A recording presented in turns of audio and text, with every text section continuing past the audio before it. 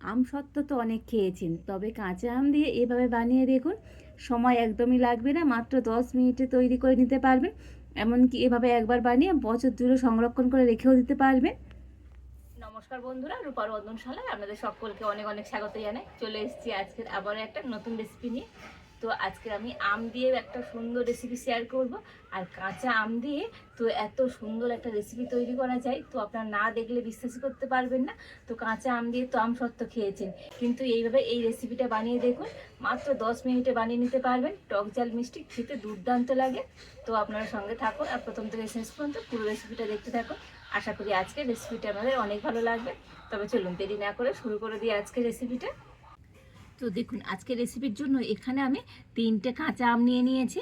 আর এই আমগুলোকে প্রথমে আমি খোসা ছাড়িয়ে কেটে নেব।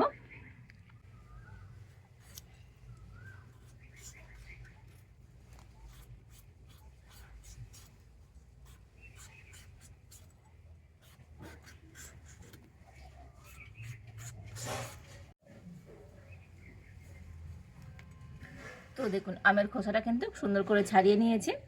আর এবার আমি আমটাকে কেটে নেব।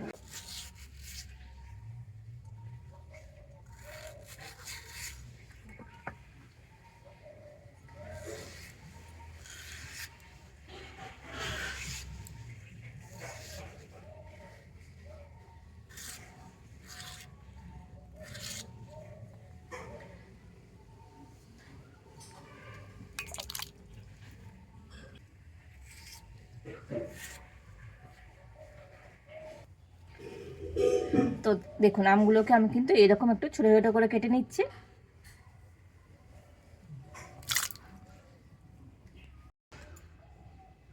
তো আমগুলোকে আমি বঁটি দিয়ে কেটে নিচ্ছি। তো চাইলে আপনারা ছুরি দিয়েও কেটে নিতে পারেন। আর এই সবকটা আম আমি কিন্তু সুন্দরভাবে কেটে নিয়েছি। আর এবার আমি এই কেটে নিয়ে আমগুলোকে একটা মিক্সি জারের মধ্যে করে নিয়ে নেব।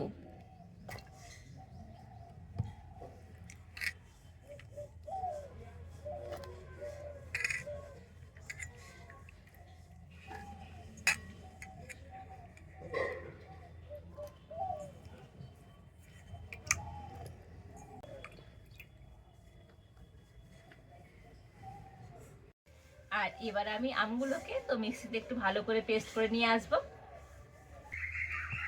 তো দেখুন, আমটাতে মিক্সিতে ভালো করে পেস্ট করে নিয়ে চলে এসেছি। তবে একেবারে কিন্তু এরকম মিহি করে পেস্ট করে নিতে হবে। দেখুন, তো আমের মধ্যে কোনো গোটা গোটা অংশ কিছু যেন না থাকে।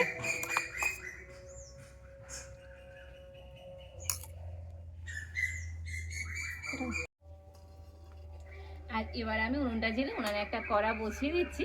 আর কড়াতে আমি দিয়ে দেবো তো পেস্ট করে নিয়ে আমের পাল্পটা।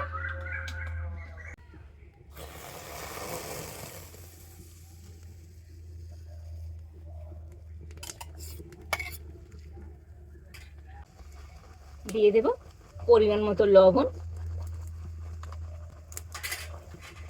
আর দিয়ে দেবো হাফ বাটি চিনি।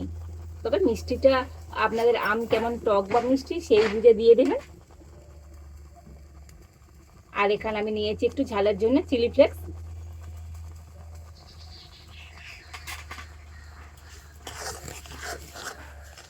আর সব কিছু এবারে ভালো করে মিশিয়ে নিয়ে আর কন্টিনিউ কিন্তু এবার একটু নাড়াচাড়া করে নেব।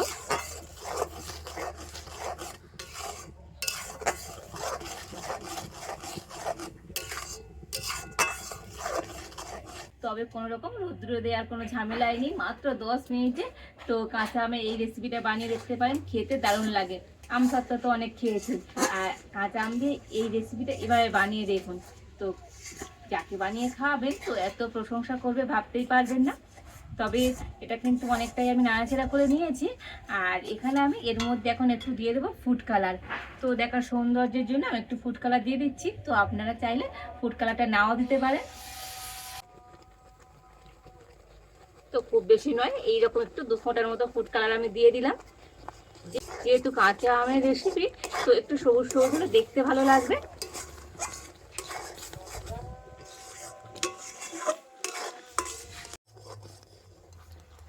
তো দেখুন, কন্টিনিউ কিন্তু এইভাবে নাড়াচাড়া করে তো ফুড কালারটা ভালো করে মিশিয়ে নিয়েছি। আর কত সুন্দর একটা কালার হয়েছে দেখুন। তবে এটাকে কিন্তু আরও একটু নাড়াচাড়া করে কিন্তু আরও একটু ঘন করে নিতে হবে।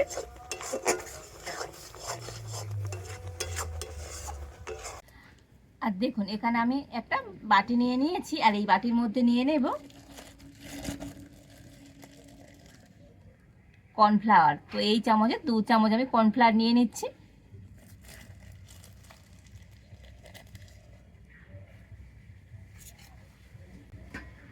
আর অল্প একটু জল দিয়ে দেব। তো জলের সাথে কর্নফ্লাওয়ারটা একটু ভালো করে গুলে নেব।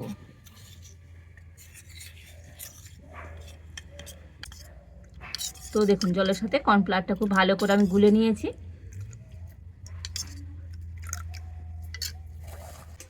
তবে এদিকে এই মিশ্রণটা তো একটু সবসময় নাড়তে হবে, তা না হলে কড়াই তলাতে লেগে যাবে।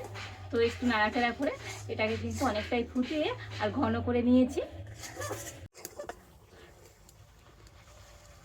তো দেখুন এইভাবে করে ঘন করে নিয়েছি, মানে আমটাকে ফুটিয়ে তো এইভাবে একটু ঘন করে নিতে হবে। আর এবারে আমি এর মধ্যে দিয়ে দেব কর্নফ্লাওয়ারের মিশ্রণটা। তো কর্নফ্লাওয়ার মিশ্রণটা দিয়ে আবার কিন্তু এইভাবে একটু নাড়াচাড়া করে নেব। তো আমি পাল্পের সাথে কর্নফ্লাওয়ার মিশ্রণটা কিন্তু খুব ভালো করে মিশিয়ে নিতে হবে। আর এইভাবে মিশিয়ে নিলে দেখবেন এটা কিন্তু অনেক তাড়াতাড়ি আরও ঘন হয়ে যাবে।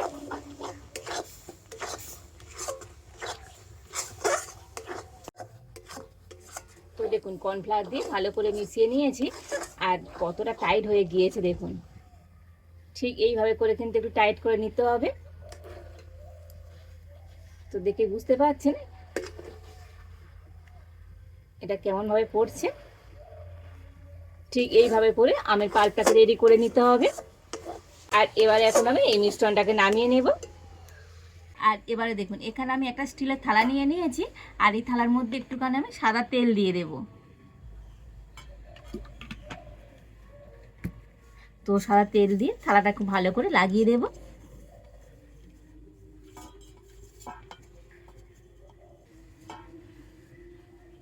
আর এবার আমি মিশ্রণটা নিয়ে আর এই থালার মধ্যে দিয়ে দেব।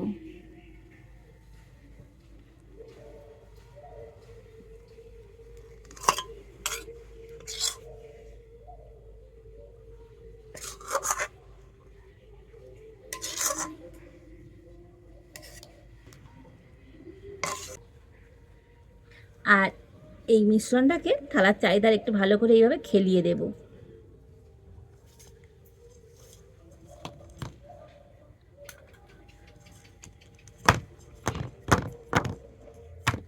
একটু এরকম ট্যাপ ট্যাপ করে নেব, এতে করে খুব সুন্দরভাবে থালার মধ্যে কিন্তু সেট হয়ে যাবে। তো দেখুন সুন্দরভাবে কিন্তু থালাটাকে আমি এইভাবে করে সেট করে নিয়েছি। আর এইভাবে এটাকে এখন আমি 15 মিনিট রেখে দেব। তো এটা যত ঠান্ডা হবে তত কিন্তু একেবারে থালার মধ্যে জমে যাবে আর খুব সুন্দর টাইট হয়ে যাবে। তো একটু 15 মিনিট রেখে দেবো, আর তারপরে আপনাদের দেখাবো আজকেরই আমের বরফিটা কেমন হয়েছে। তো দেখুন 15 মিনিট রেখে দিয়েছিলাম, আর কত সুন্দরভাবে একেবারে সেট হয়ে গিয়েছে। হাতের মধ্যে কিন্তু একটু আর লেগে ধরছে না দেখুন। আর এবার আমি একটা ছুরি দিয়ে এটাকে পিস পিস করে কেটে নেব। তো প্রথমে আমি মাছ বরাবর একটা এইভাবে কেটে নিচ্ছি।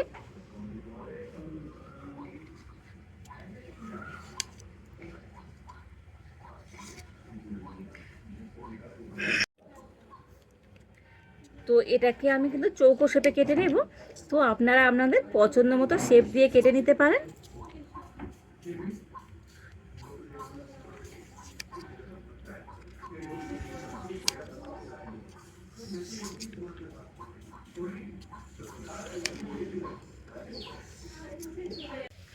আর এবার তো তুলে নেব।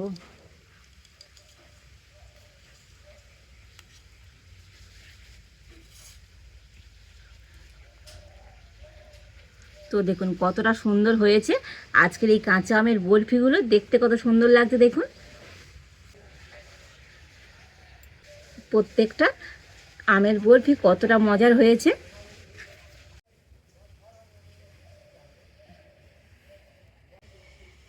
দেখেছেন তো আজকের এই কাঁচা আমের বরফিটা কতটা সুন্দর হয়েছে, কোনো রকম রোদ্দুরে দেওয়ার কোনো ঝামেলাই নেই।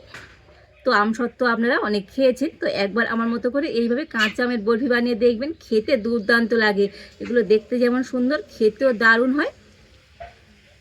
তো কাঁচা আমের এই টক মিষ্টি বরফি বাড়িতে একবার বানিয়ে না খেলে বুঝতেই পারবেন না তো এটা কতটা সুন্দর টেস্টি হয়। দেখুন অসম্ভব সুন্দর হয়েছে আজকের এই কাঁচা আমের বরফিগুলো। তো বন্ধুরা, আজকের আমার এই কাঁচা আমের টক ঝাল মিষ্টি বরফি রেসিপিটা আপনাদের কেমন লাগলো তো অবশ্যই কমেন্ট করে জানাবেন। ভালো লাগলে লাইক শেয়ার সাবস্ক্রাইব করবেন। আজ এই পর্যন্ত, আপনারা ভালো থাকুন, সুস্থ থাকুন, দেখা হচ্ছে নতুন কোনো একটা রেসিপি নিয়ে।